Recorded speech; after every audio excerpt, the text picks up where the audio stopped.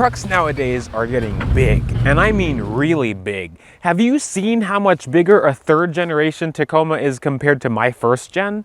When it comes to off-roading, sometimes I think bigger isn't always better. I love what you do for me, Toyota.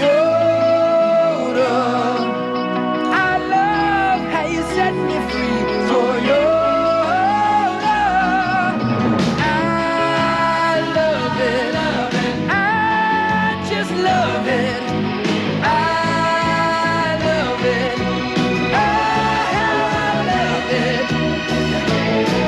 I love what you do for me, Toyota.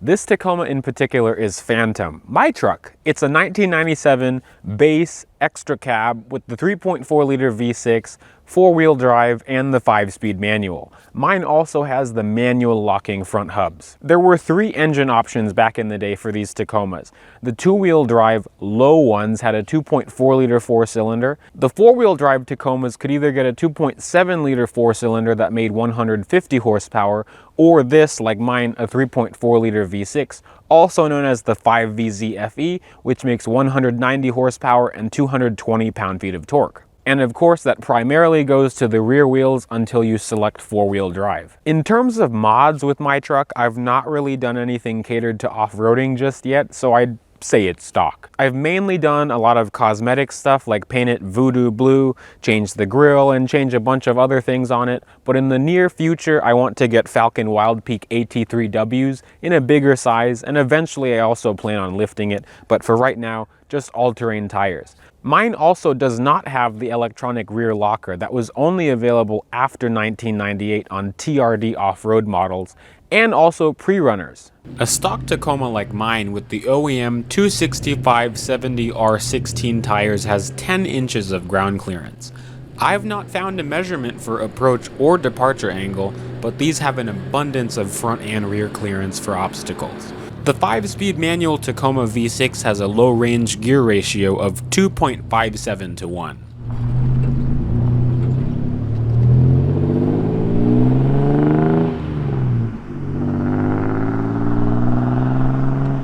The 4-wheel drive system on these Tacomas is pretty basic. Early models like mine have a normal manual lever that you select 4 high and 4 low with the lever, while younger models, I think this was after 2001, have a push button shifter, so you push a button to engage 4 high and then you just pull it into 4 low. To be honest, I prefer my system. My truck also has manually locking hubs. I have different wheels on mine that kind of hide the hubs, but for manual hubs you just twist it on both sides from either lock or free. And what manual hubs do is disengage the front wheels from the rest of the drivetrain, so it saves the tires on wear a little bit and maybe half a mile per gallon. Usually in the wintertime for me, I just leave them on lock.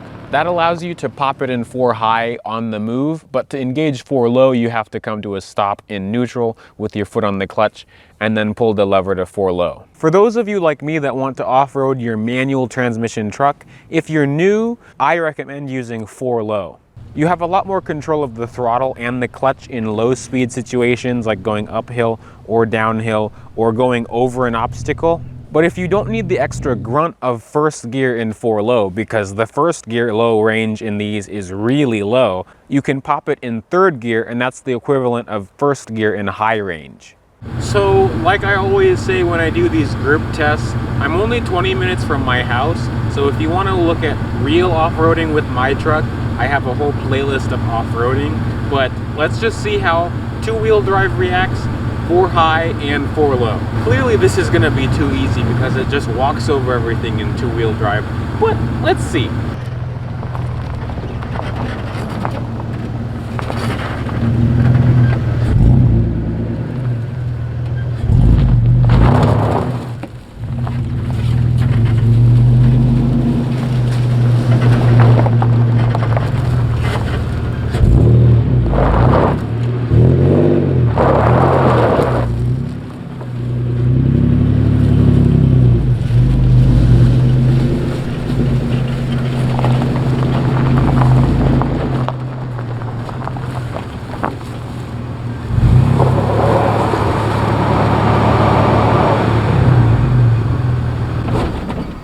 So this is how a two-wheel drive with open diffs does. Now I have no LSD limited slip rear diffs or rear lockers, so if I was in a situation off-road where I was like this and I was only two-wheel drive with open diffs, that's game over. But now I can easily pop it into 4 high.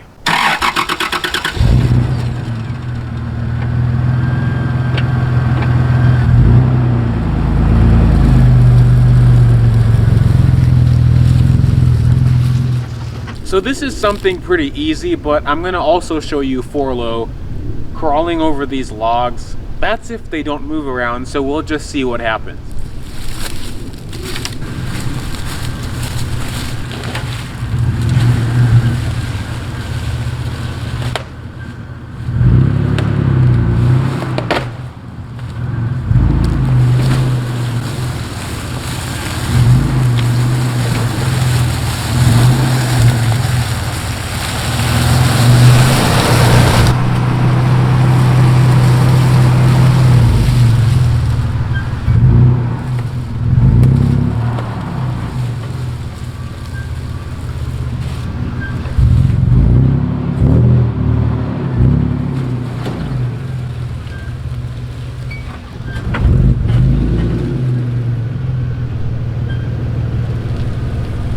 So a Tacoma in its natural habitat in the wilderness. But Phantom, my 1997 Tacoma.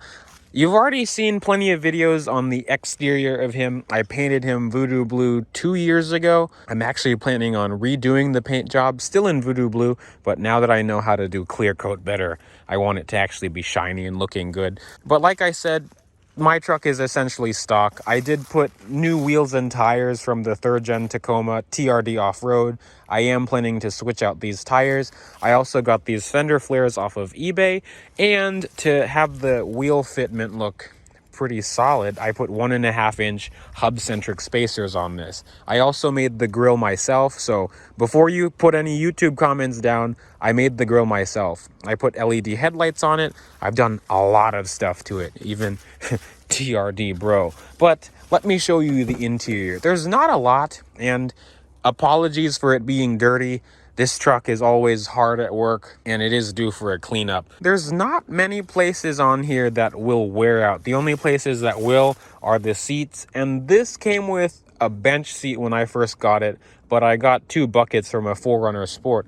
I actually plan on doing a luxury or more comfortable interior conversion in the near future. But yeah, these seats are from a 4Runner. They're manual, of course. They're a lot more comfortable than the bench seat, but I could do a little bit more comfortable seats for longer trips. And like I said, my truck is a base model, so it has manual windows, manual mirrors, single zone climate. Let's get in. The interior of these is nice, small, and cozy. Oh, by the way, my dad and I built this center console maybe 3 years ago now, out of wood and leather. But the interior of these is very cozy. 4-spoke steering wheel. This was actually from a 4th gen Toyota Camry. The original wheel on these I don't like. It's like a 2-spoke thing with a really big airbag on it. But as you could see, 269,776 miles. Also, because this is a base model truck, I don't have a tachometer, but higher trims, even with the manual transmission, could get a tach. But the interior of these is very, very simple. I put an aftermarket JVC head unit in it that has a front and rear camera. I also put LEDs, in the gauges and everything, and I painted, the cup holders blue. But there's really not a lot in here, like single zone, manual climate control. It works, and that's why I love it. There's nothing that's going to break down on this truck. These may be confusing. A lot of people that see the 2 shifters think it's like a 2-stick shift type of thing, but that doesn't make any sense to me. But this is the 5-speed, this is the transmission shifter, and this is the 4-wheel drive selector. And now the back seat. And the back seat, I never really use it. I just have cleaning supplies here. This is my recovery bag, so I have straps, jumper cables, all kinds of things that I use when I'm going off-roading.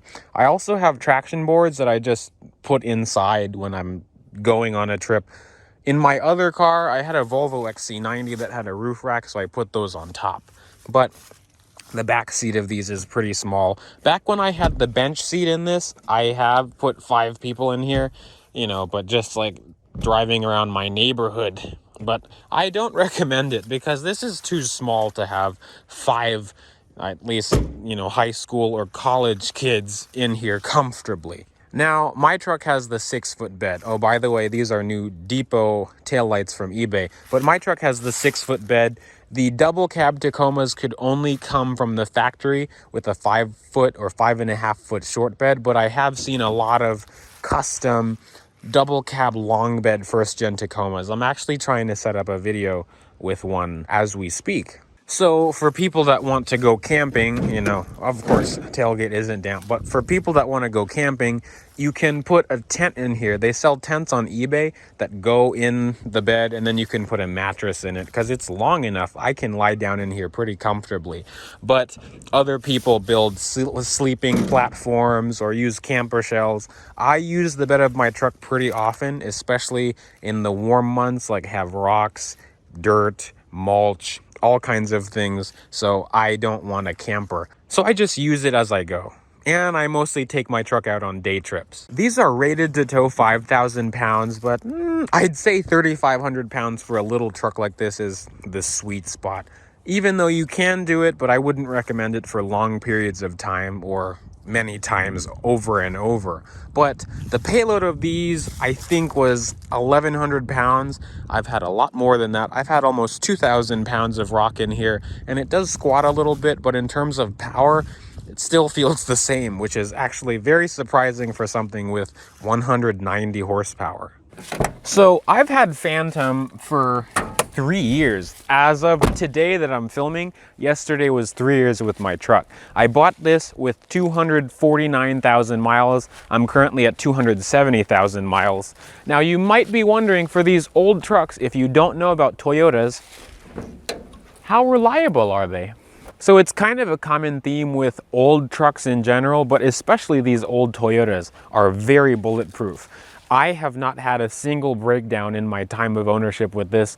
I've just done regular maintenance like spark plugs, wires, gaskets, all the seals, timing belt, and water pump. Now for these are non-interference engines, and they use a timing belt, which you have to replace every 7 to 10 years or every 100,000 miles, I'd say. To be completely honest, the main issue with these is rust. When I bought this truck, I really didn't pay attention to how bad the frame was when I first got it. Because out of all the states that my truck has lived in before I got it, the road salt in Massachusetts killed my frame. I had 2 big holes that I had to cut out and weld. Luckily for these Toyota pickups and a lot of other older pickups and SUVs, there's a company called Safety Cap, which makes frame repair kits that you just cut the old piece out and weld the new one on. They're honestly a lifesaver. I have a video of the installation of the Safety Cap pieces on my truck that will be out in the next few weeks. So, the verdict. Honestly, if you're looking at one of these, get one now before they get even more expensive, because I bought my truck 3 years ago for $2,500. Sure, it did need a few things to get it to where it is now, but that's really cheap for one of these, even 3 years ago. I could probably sell this truck for $7 grand, depending on where in the country right now. Tacomas with lower mileage, they're most likely going to be pushing that $10,000 mark, which is insane for a 20-year-old pickup, but they're so dependable, reliable, and capable, and just happy to work. But thank you for watching this video. Stay tuned for plenty of videos with Phantom and everything else in the future. I have a whole playlist of my truck going off-roading and all the videos that I've done with this truck. So check that out, and I'll see you in the next video. Bye, peeps.